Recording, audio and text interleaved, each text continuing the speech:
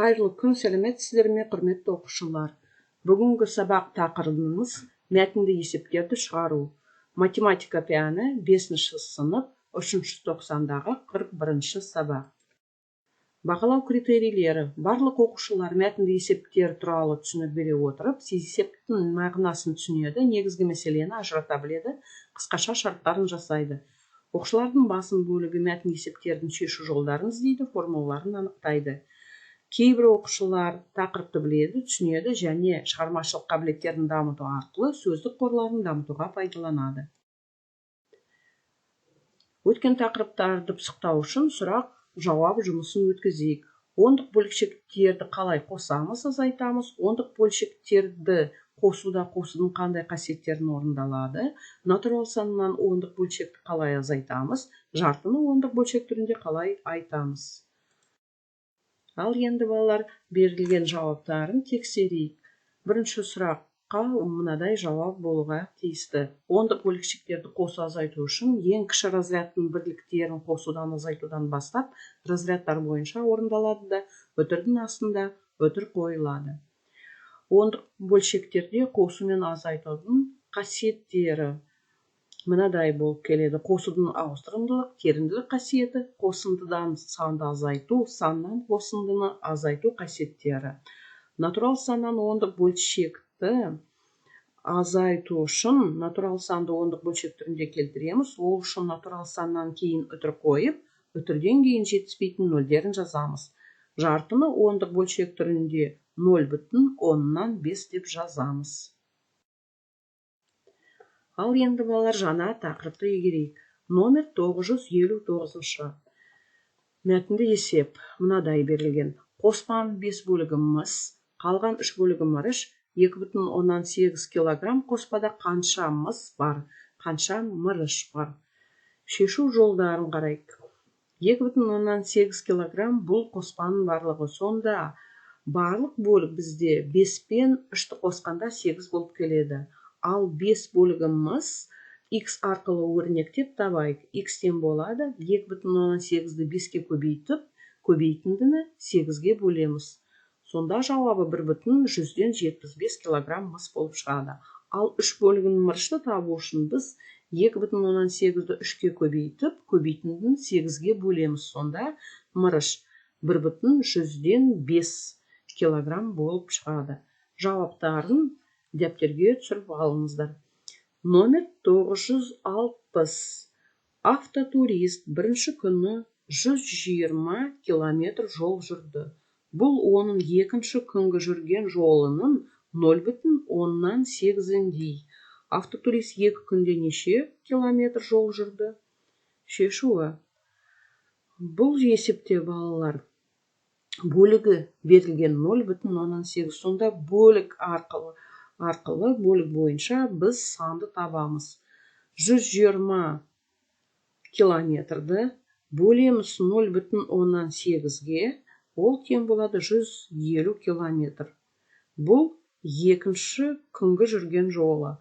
Ал 2 күнде неше километр жол жүрген табу үшін біз бірінші жолдағы 120 километрді екінші күндегі жолына 150-ге қосып 270 километр табамыз. Жауабы 270 километр. Номер 961. Бағбан жинаған жүзімді 2 жәшікке салды. Бірінші жәшіктегі жүзім 8,4 километр, ал екінші жәшіктегі жүзім одан 1,2 есе кем. 2 жәшікте неше килограмм жүзім бар? Мазмұнын мұқият оқып алыңдар. Екінші күні 1,8 есе кем болғанда біз бөлеміз. Сонда 8,4-ті бөлеміз 1,2-ге, тең болады 7 килограмм. Екінші жәшікте 7 килограмм жүзім болған.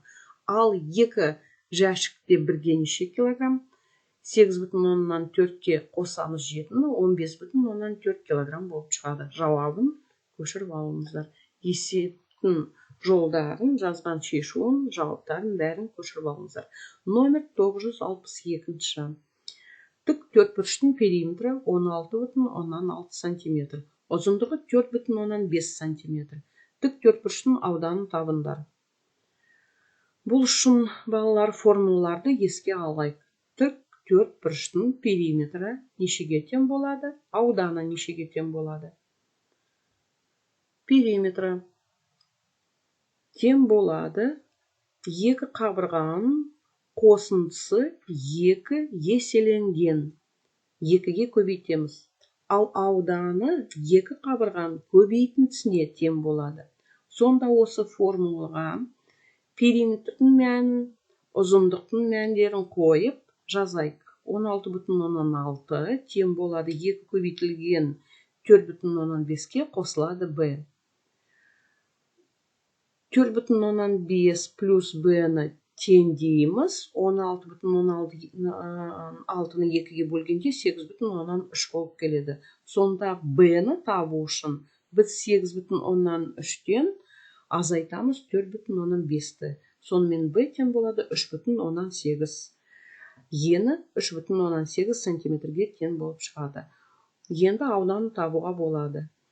Ұзындығы 4,5 көбейтіледі 3,8 сантиметр, бұл ені тең болады 17,1 сантиметр квадрат. Ауданы сонымен тең болады 17,1 сантиметр квадратта. Номер 963. Тұзды су ерітіндісінде 184 грамм тұз бар. Бұл ерітінді массасын 0,4 теңдей. Ерітіндідегі су неше грамм? Бұл есепте балалар тағы да бөлігі берілген. Бөлігі бойынша санды табу үшін біз осы бөлікке тең санын 184-ті бөлеміз. Осы 0,4 бөлігіне тең болады 460 грамм. Бұл барлығын таптық біз. Барлық массасын.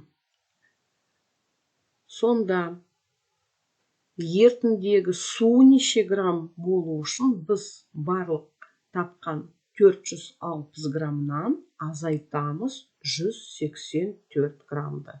Тең болады 276 грамм. Ал енді оқушылар,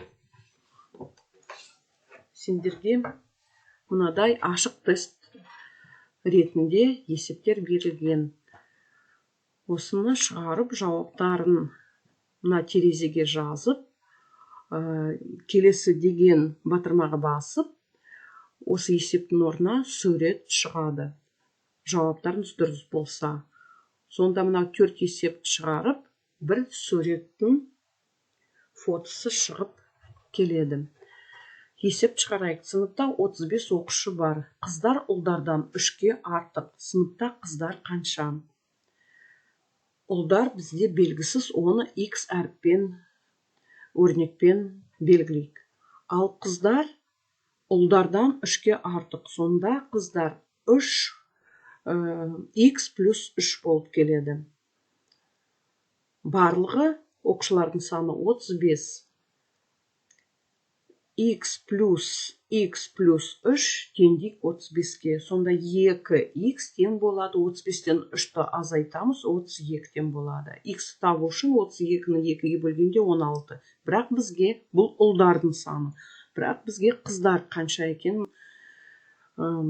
анықтау керек. Сонда 16-ға 3-ті қоссақ 19 болып келеді. 19 деп жазайық. Келесі кнопкаға басып, екінші есепке шықтық.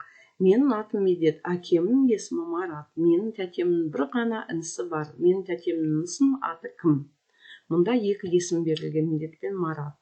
Бұл есеп логик бойынша ойлап жазу керек. Бірақ біз Марат деп жазып көрейік. Марат ойламай. Келесі кнопкаға басайық. Тіпті әрине бұл Медет болады. Дұрыс. Үшінші есебіміз: ауылдан қалаға дейін велосипедші 20 км сағатына жылдамдықпен, ал қайтар жолда 10 км сағат жылдамдықпен жүріп өтті. Велосипедшінің орта жылдамдығын тап. Бұл жеңіл есеп. Біз екі жылдамдық қосып, екіге бөлеміз. 20-ға 10-ды қосқанда 30, 30-ды екіге бөлгенде 15 болып келеді.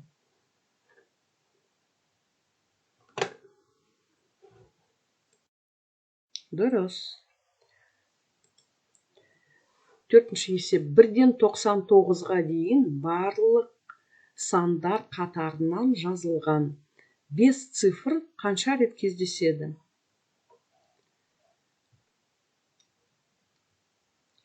5 цифры 99-ға дейін 5, 15, 25, 35 деп солай 95-ке дейін 5 цифры бізде аяқталатын ектанбалы сандарда 10 рет кездеседі. Енді 50, 51, 52, 53, 54, 55 солай санағанда 59 соңғы сан болғанда ол да 10 рет кездеседі. 10-ға 10 қосқанда 20 рет 5 цифрымыз кездеседі. 20 деп жазайық. Дұрыс. Есептерін шығарған дұрыс. Сурет шықты. Осымен балалар, бүгінгі сабағымыз аяқталады. Қош сау болыңыз.